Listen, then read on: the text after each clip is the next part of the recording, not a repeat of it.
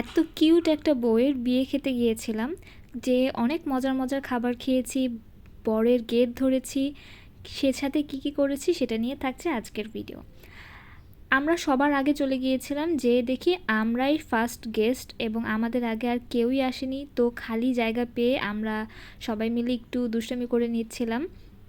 এখানে আমরা বলাবলি করছিলাম, সবাই একসাথে হ্যান্ড পিকচার তুলি আর বলছিলাম যে কার হাত বেশি সুন্দর বলো তো দেখি।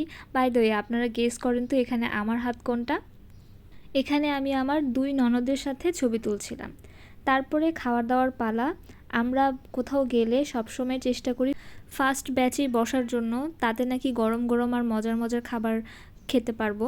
তো খাবারটা শুরু করছিলাম সবজি দিয়ে। এই সবজিটা না এত মজা হয়েছিল, আমি সবজিটা প্রায় 2বার কি 3বার নিয়েছি।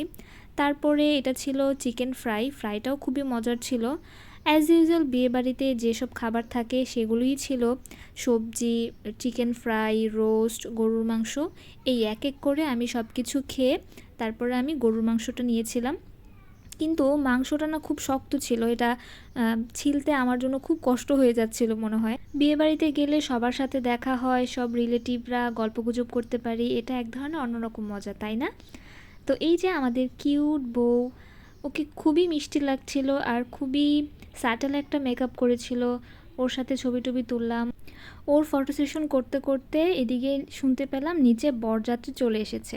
বরযাত্রী আসলে তো একটা অন্যরকম মজা, বরের গেট ধরতে হবে, বর টাকা দিবে, সে একটা বিশাল আনন্দ। তো সেটাই করছিলাম, অনেক জোরাজুরি করে আমরা আদায় করছিলাম। আর শেষে আমাদের বাসায় যাওয়ার টাইম হয়ে যাচ্ছিল। আজকের মতো এই পর্যন্তই। Thanks for watching.